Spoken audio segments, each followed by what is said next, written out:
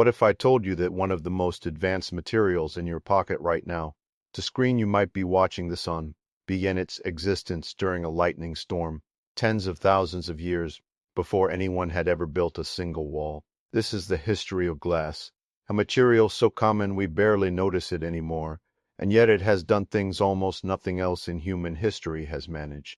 It let us see across oceans of space, peer into the architecture of our own blood, and connect billions of people at the speed of light. And it all started with an accident nobody planned. Stories like this fascinate you. Subscribe now, 11 more chapters are waiting, and this one is only the beginning. Long before civilization, lightning would occasionally strike desert sand with such intensity that the heat instantly fused it into strange, branching glass tubes called fulgurites. Elsewhere, volcanoes cooled lava so quickly that it hardened into obsidian, a natural glass so sharp that early humans shaped it into some of the deadliest tools of the Stone Age. Glass, in other words, existed in nature long before anyone thought to make it. Humanity's job was not to invent it. It was to notice it. That moment of noticing may have happened around a Bronze Age campfire in Mesopotamia, roughly 4,000 years ago. Metalworkers were smelting bronze on sand rich in a mineral called natron, and the extreme heat of their furnaces did something nobody expected. It fused sand and mineral into small, glossy beads of blue-green material. We do not know who first picked one out of the ashes, but whoever they were, they had just stumbled onto a discovery that would eventually outlast their entire civilization. Word spread. Furnaces once built purely for metal began producing this strange new substance on purpose. Early craftsmen learned to dip a core of clay and dung repeatedly into molten glass, building up layers into small, vividly colored vessels, imperfect, bubbled, and utterly unlike anything the ancient world had seen. For the first time, humans could hold a material that light could pass directly through. But this accidental beauty came with a mystery nobody in Mesopotamia could yet solve. Why did the color change depending on which minerals were added? That question, one of simple curiosity, would eventually connect a campfire in the desert to some of the most important scientific breakthroughs in human history. For now, though, glass remained rare, precious, and almost magical, a secret about to travel down the Nile into the hands of a civilization already obsessed with eternity. And here is the part almost nobody tells you. Archaeologists have found nearly identical accidental glass beads in completely unrelated regions of the ancient world, separated by thousands of miles and no contact with one another. It seems this accident did not just happen once. Under the right conditions of fire, sand, and mineral, nature was quietly offering this discovery to more than one civilization at once, waiting for whichever group of humans happened to be paying attention. Here is a question worth sitting with. If you found something so rare it took days to make a single small vessel, and so beautiful it rivaled gemstones, would you bury it with a king, or use it to try to fool death itself? Egypt chose both. By the time glass-making knowledge reached the Nile, Egyptian craftsmen already possessed thousands of years of experience with color, ritual, and permanence. They did not just adopt glass, they transformed it. Skilled artisans built up small vessels by dipping a clay and uncoal repeatedly into molten glass, then trailing thin threads of contrasting color across the surface in wavy zigzag patterns before the material cooled. The results were vivid, imperfect, and unlike anything wealthy Egyptians had ever owned. But it is what happened next that historians find genuinely remarkable.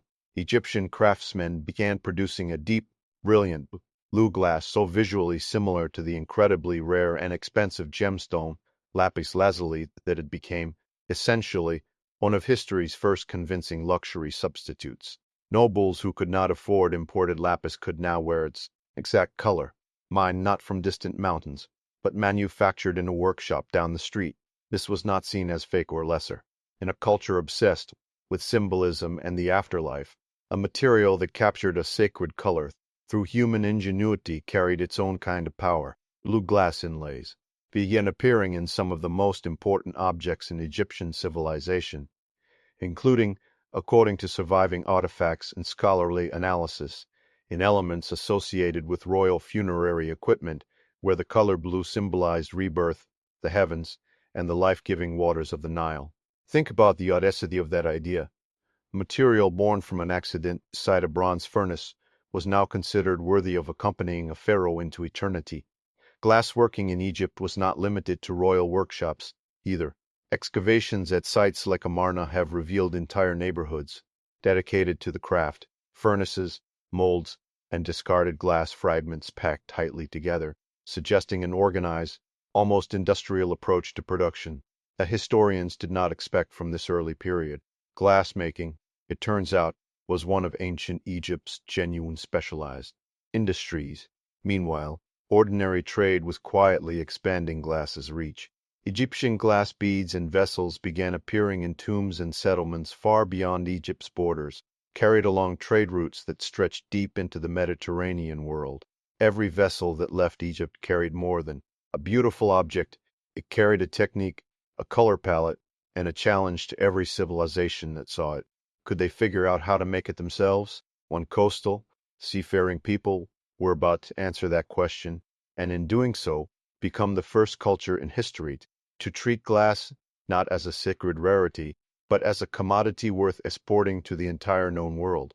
What made one stretch of Mediterranean coastline the epicenter of an ancient industry that would eventually touch nearly every culture from Spain to India? According to a story recorded by the Roman writer Pliny the Elder, centuries later, it may have started with something as simple as a cooking fire on a beach. The tale goes like this. Phoenician merchants, camping along a river near Mount Carmel, propped their cooking pots on blocks of natron, were transporting as cargo. Since no stones were available, the heat of their fire fused the natron with the sand beneath it, producing a strange, glassy stream. Historians today are skeptical this exact story is literally true. Ordinary campfires, but it captures something real. This region's sand, drawn from a specific river, was famously pure and perfectly suited to glassmaking. Whatever the true origin, Phoenician glassmakers became extraordinarily skilled and, more importantly, extraordinarily commercially minded. Unlike Egypt, where glass remained tightly connected to royal and religious use, Phoenician workshops began producing glass specifically for trade, vessels, beads, and decorative objects made not for pharaohs, but for merchants, customers, and markets. And the Phoenicians had something no other ancient civilization possessed in equal measure: ships, and the confidence to sail them anywhere. Phoenician trading vessels carried glass goods to Greece, to Cyprus, to the Iberian Peninsula, and to trading posts scattered across the entire Mediterranean basin.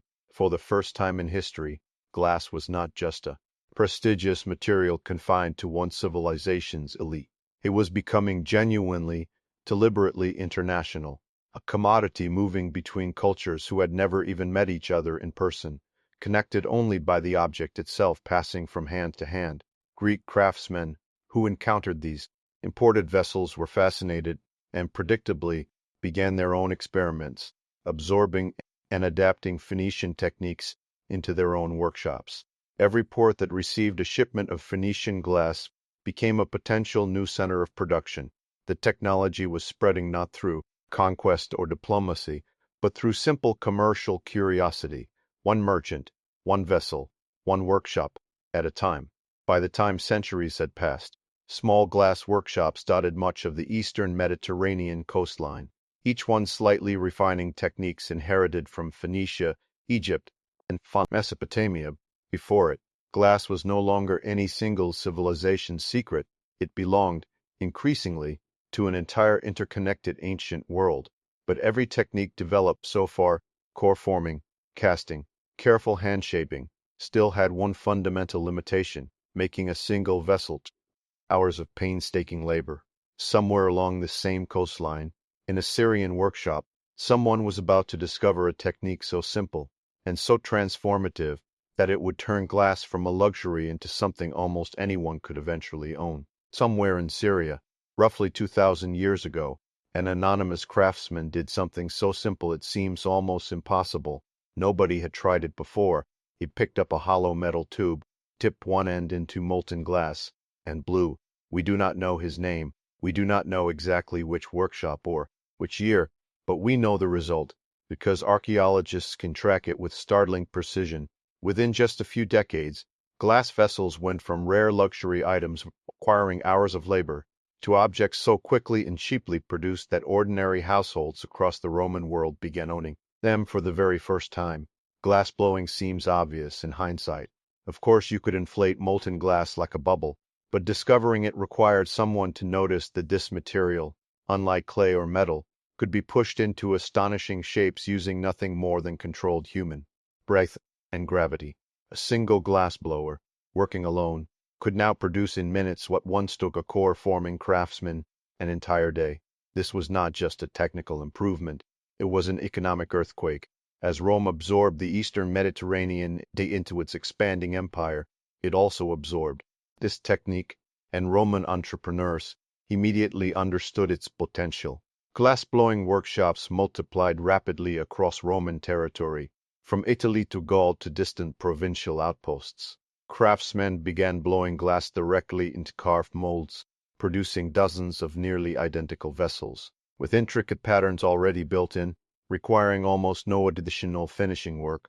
Here is what almost nobody realizes. This single technique arguably represents one of history's first true examples of mass production, centuries before anything we would normally associate with that term.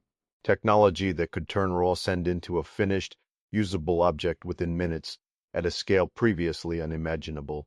The social impact was just as significant as the economic one. Glass cups, bowls, and storage vessels that would have been unthinkable luxuries for an ordinary Roman family a century earlier were suddenly affordable, appearing on modest dinner tables across the empire. A material once reserved for royal tombs was now something a merchant, a soldier, or a shopkeeper might use every single day without a second thought. And this democratization created a curious tension that still exists in some form today. As glass became common, master craftsmen pushed in the opposite direction, developing extraordinarily elaborate luxury techniques, like cutting layers of colored glass to create detailed relief images, producing objects that remained exclusively for the ultra-wealthy, even as ordinary glass flooded ordinary markets. Within a single generation, this accidental Syrian breakthrough had reorganized an entire ancient economy, and Rome, always eager to build on borrowed ideas at unprecedented scale, was about to take glass somewhere it had never gone before, directly into the walls of the buildings people lived in. Try to imagine a home with no windows, not boarded up, just never having had the option in the first place. For most of human history, that was not a hypothetical. It was simply how buildings worked. Rome changed that, almost by accident. Roman glassworkers, flush with confidence from their mastery of glass blowing, began experimenting with an entirely different application, pouring molten glass onto flat stone slabs and spreading it into rough, translucent sheets. The results were far from perfect, thick, uneven, and bubbled, distorting anything seen through them. But they let something in that no previous building material ever had: daylight, without an open, freezing hole in the wall. Wealthy Roman villas began installing these early glass panes in select rooms, and the effect on daily life was immediate. Rooms that once relied entirely on oil lamps or open shutters could now stay bright and warm simultaneously. Roman bathhouses took the idea even further, installing glass windows high on their walls to flood steam-filled rooms with natural light, a detail so appreciated that archaeological remains of these windows have been found preserved in volcanic ash at sites like Herculaneum, giving us a rare, frozen snapshot of exactly how they looked the moment disaster struck. Glass had officially become architecture, but Rome's ambitions with this material did not stop at function. In the workshops of the wealthy elite, master craftsmen pushed cameo glass technique, genuinely astonishing extremes, fusing layers of contrasting colored glass, then meticulously carving away the outer layer to reveal detailed relief scenes underneath, essentially sculpting with light and shadow rather than paint. Some surviving examples took, by scholarly estimate, over a year of master craftsmen's dedicated attention to complete a single vessel. Glass had traveled an extraordinary distance in a remarkably short time, from an accidental campfire bead to a pharaoh's sacred blue, to common tableware, to windows, to genuine high art, all within roughly 2,000 years. And then, slowly, painfully, the empire that scaled the technology to unprecedented heights began to fall apart. As Roman political and economic stability crumbled across the Western Empire, skilled craftsmen scattered. Trade routes that once connected glass workshops across an entire continent fractured into isolated regional pockets.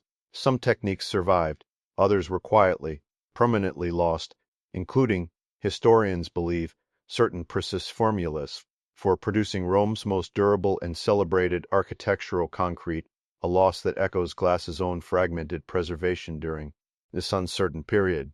But knowledge, unlike a shattered vessel, does not always disappear completely. Some of it simply moved east toward a city that would spend the next 1,000 years quietly guarding what Rome had built and adding a golden secret of its own. How do you make a wall appear to be made of solid gold without actually using enough gold to bankrupt an empire? Byzantine craftsmen solved this puzzle using a technique so clever it still leaves modern conservators impressed. As Rome's western half declined, its eastern capital, Constantinople, preserved and quietly refined inherited glass-making knowledge within organized workshops. But Byzantine artisans did not just maintain Roman techniques. They invented something new.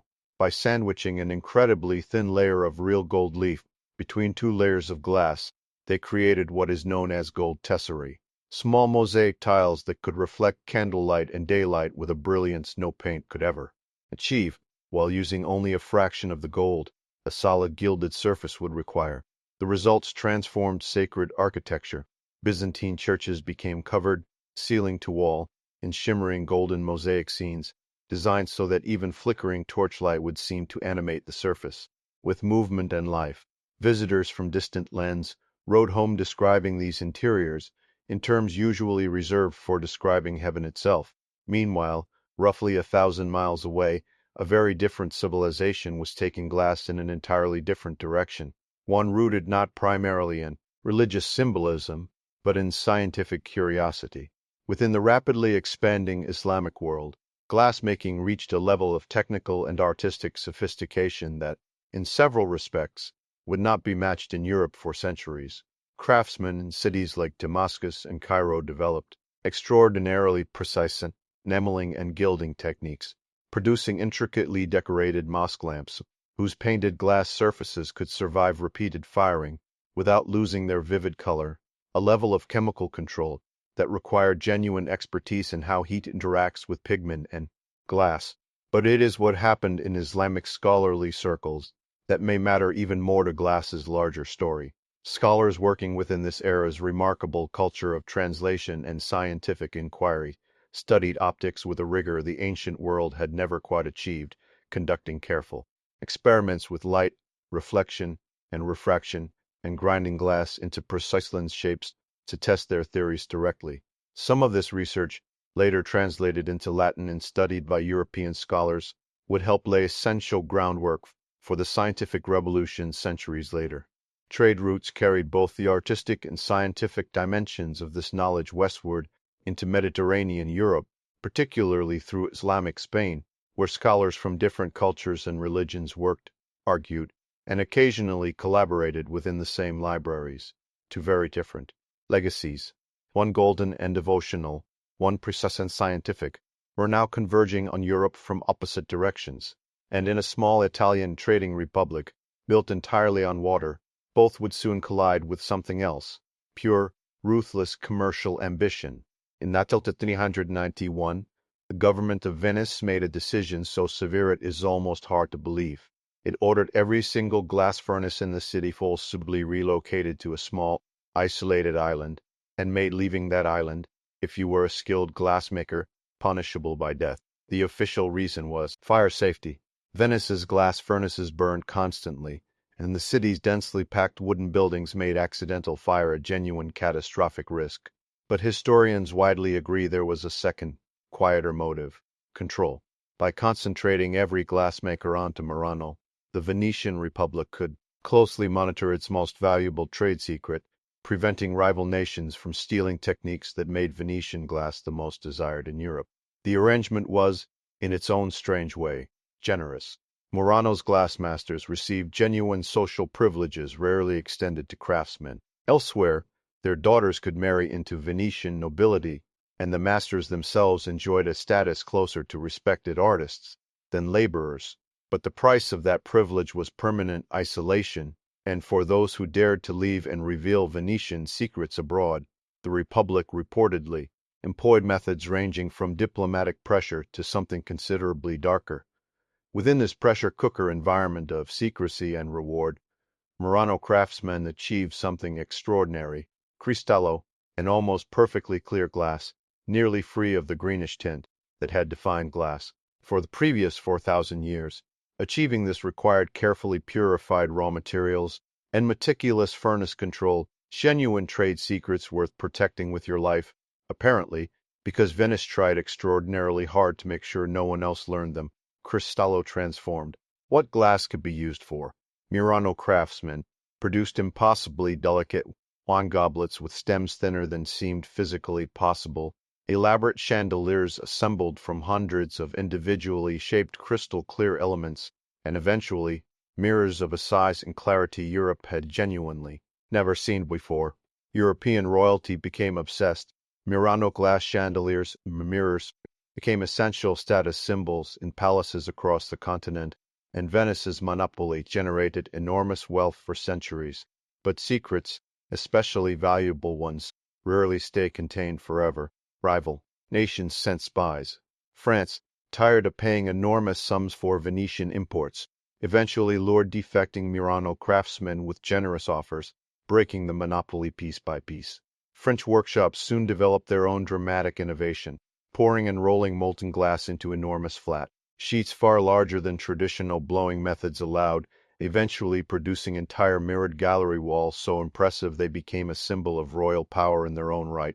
Venice's centuries-long dominance was ending, but the techniques it had perfected, clarity, precision, artistic ambition, had permanently raised the bar for what glass could achieve, and in the cathedrals rising across medieval Europe, an entirely different kind of glass artistry was reaching its own extraordinary peak. Most medieval worshippers could not read, so how do you teach an illiterate population the entire biblical narrative, creation, fall, redemption, without a single written word? Medieval Europe's answer soared, quite literally, above their heads. As Gothic cathedrals rose across Europe, master glaziers developed a sophisticated craft combining chemistry, engineering, and storytelling. Mineral oxides, cobalt for blue, copper for a deep ruby red, iron for green and amber, were mixed directly into molten glass batches, then blown into large cylinders, cut open, and flattened into richly colored sheets. Each sheet was then carefully cut, using a heated iron tool, into preset shapes matching an elaborate full-scale design drawn out across the workshop floor. Individual pieces were assembled using strips of soft, flexible lead, which could bend around intricate curves while holding each fragment of colored glass firmly in place. Fine facial details and clothing folds were painted directly onto the glass using a dark vitreous pigment, then fired in a small kiln to permanently fuse the design into the surface, a technique requiring exact temperature control, since too much heat could melt the entire panel into a shapeless mess. The finished panels, some weighing hundreds of pounds, were then hoisted up towering wooden scaffolding and installed into cathedral window openings, sometimes 50 or more feet above the stone floor below. The effect, when sunlight finally struck a completed window, was described by medieval writers in almost otherworldly terms. Entire biblical narratives, sequential scenes, readable from bottom to top like an ancient comic strip, became legible purely through light and color, no literacy required. Rose windows, with their radiating geometric patterns, created effects so visually complex that historians believe some designs were guided by contemporary mathematical and philosophical ideas about divine order and cosmic harmony. Here is something that might surprise you. Medieval glaziers did not fully understand why certain minerals produced certain colors. They worked from empirical tradition, passed down through closely guarded workshop formulas, refined through centuries of trial and error rather than scientific theory. The chemistry would not be properly understood for another 500 years, and yet the results have survived, in many cases, essentially intact for 800 years. Colors still vivid, still capable of transforming ordinary sunlight into something that feels genuinely sacred. These cathedral workshops perfected their closely guarded formulas. A different kind of curiosity was stirring elsewhere in Europe, not aimed toward heaven this time, but toward the night sky, and toward something impossibly small that no human eye had ever managed to see. Or, if the discovery that let humanity see the moons of Jupiter, and the discovery that let us see bacteria for the very first time, both trace back to children playing with spare parts in a spectacle maker's workshop. By the late 13th century, Italian craftsmen had already worked out how to grind glass into precise curved shapes to correct failing eyesight, producing some of history's first eyeglasses. For centuries, this remained the primary practical use for optical lenses, a genuinely significant achievement on its own, quietly extending the working lives of scholars, scribes, and craftsmen whose eyesight would otherwise have failed them decades earlier. Then, in the early 1600s, in a Dutch spectacle maker's workshop, something accidental happened. According to the most widely accepted historical account, apprentice experimenting with lenses discovered that holding two of them at a specific distance apart made a distant church weather vane appear dramatically, impossibly closer. Word of this curious effect spread with remarkable speed across Europe. Within roughly a year, an Italian scholar had heard reports of this Dutch discovery and, without ever seeing the original device, worked out the underlying principle well enough to build his own significantly improved version. He then did something almost no one before him had thought to do with any seriousness. He pointed it directly at the night sky. What he saw challenged over 1,000 years of accepted cosmology. The moon's surface, assumed to be perfectly smooth, was revealed as rough, mountainous, and cratered. Jupiter, rather than standing alone as ancient theory demanded, had 4 small points of light, orbiting it in a straight line, moons of another world, visible proof that not everything in the heavens circled the earth. This discovery did not just expand astronomy, it directly fueled one of the most consequential scientific and philosophical conflicts in European history, ultimately contributing to a fundamental shift in how humanity understood its place in the universe, a shift that owed its evidence, quite literally, to 2 pieces of curved glass. Almost simultaneously, in a separate but related breakthrough, a different craftsman turned similar lens technology toward the impossibly small rather than the impossibly distant. Peering through a crude microscope at a droplet of ordinary water, he became among the first humans in history to observe single-celled organisms swimming in what everyone had always assumed was simply empty liquid. He called them, in his own language, little animals. First documented human sighting of the microscopic world that we now know underlies nearly all of biology and medicine. 2 lenses, 1 material, and suddenly humanity could see both farther and closer than anyone in history had ever seen before. Glass had not just decorated cathedrals or filled wine cups anymore. It had become, quietly and permanently, a scientific instrument capable of rewriting our understanding of reality itself. By the mid-1800s, glass had existed for roughly 3,500 years, and in all that time, no one had ever managed to produce a perfectly flat sheet without at least some visible distortion.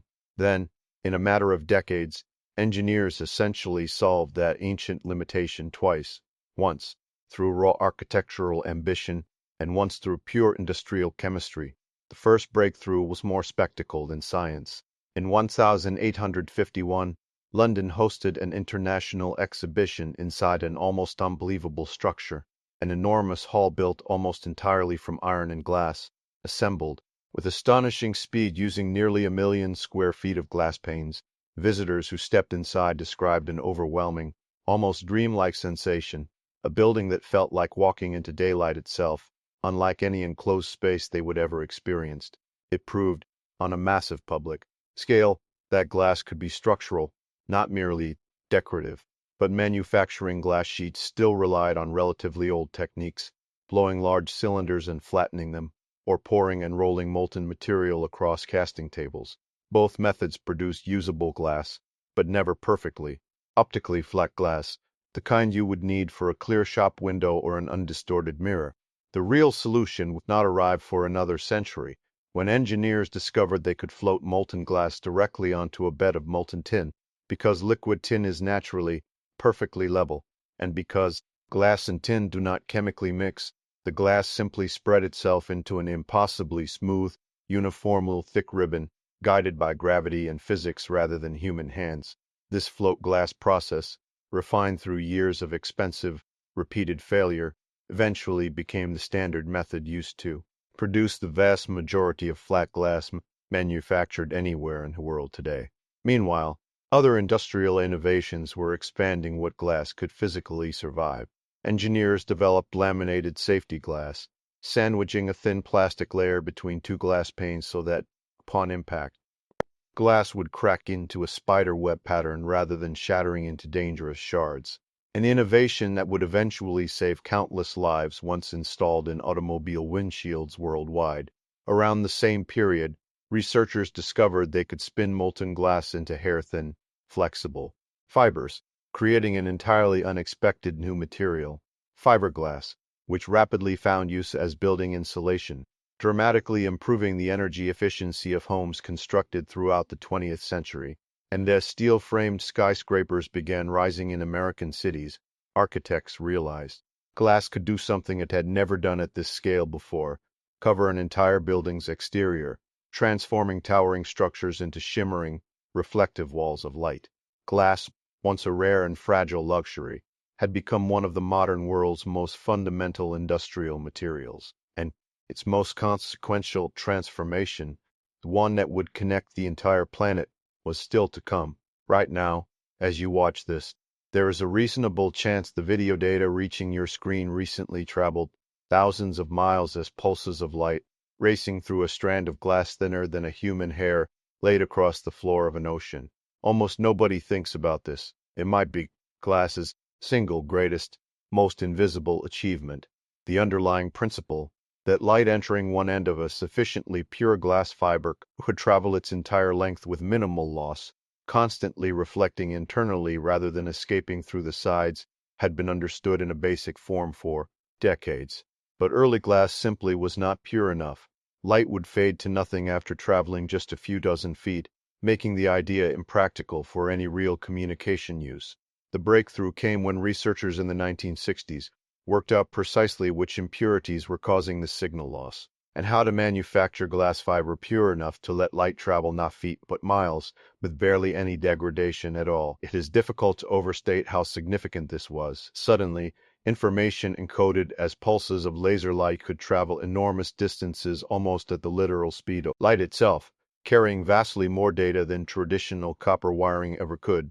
Telecommunications companies began laying fiber optic cable across continents, and eventually, remarkably, across entire ocean floors, physically connecting continents with strands of engineered glass.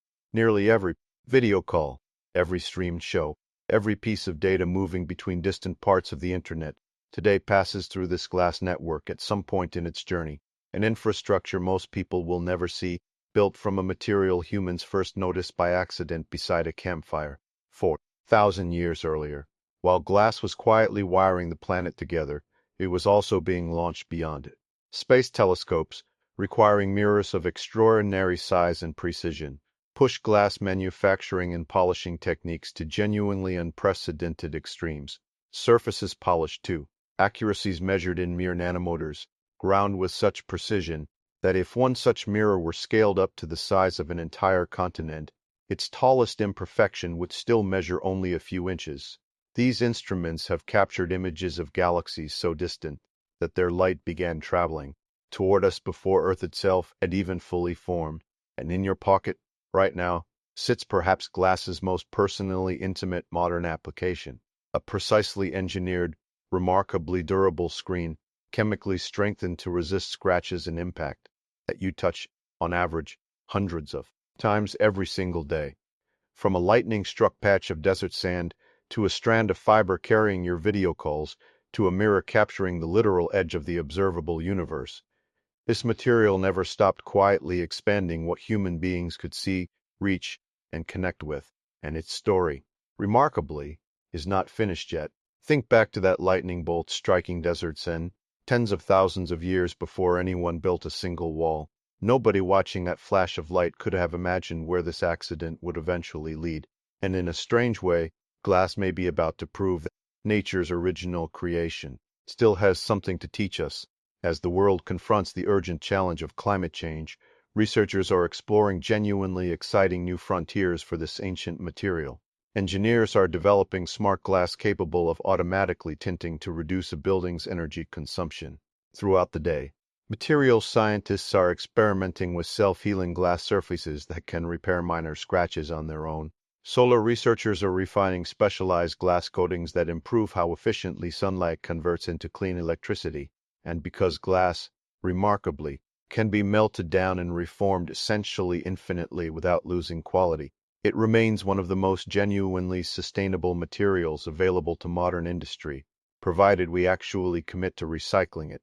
Consider, for a moment, everything this single material has quietly touched. It let Egyptian craftsmen imitate a sacred gemstone for a pharaoh's tomb.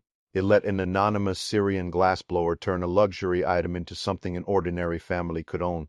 It let medieval worshippers, most of whom could not read a single word, understand an entire religious narrative through colored light alone. It let one Italian scholar look up and permanently change how humanity understood its place in the universe. It let a Dutch craftsman look down and discover an entire invisible world of microscopic life. It has connected our planet's cities with light traveling beneath the ocean, and it has captured images of galaxies whose light left home before our own planet existed. And every single one of those achievements can be traced back to the same basic physical process. Intense heat, transforming ordinary sand into something the world had never quite seen before. Here is the thought, worth carrying with you after this documentary ends. Glass is, in many ways, humanity's most successful collaboration with an accident. We did not invent the fundamental chemistry. Lightning and volcanoes had already worked that out long before we existed to notice. What humanity contributed was curiosity, the willingness to pick up a strange, glossy bead from cold campfire ashes, and ask, quietly, what else this could become. The next time sunlight passes through an ordinary window, or a screen lights up in your hand, or you glance briefly at your own reflection, remember what you are actually looking at. Not just sand, not just glass. You are looking at roughly 4,000 years of uninterrupted human curiosity, still quietly working, exactly the way it always has, one transformed grain of sand at a time.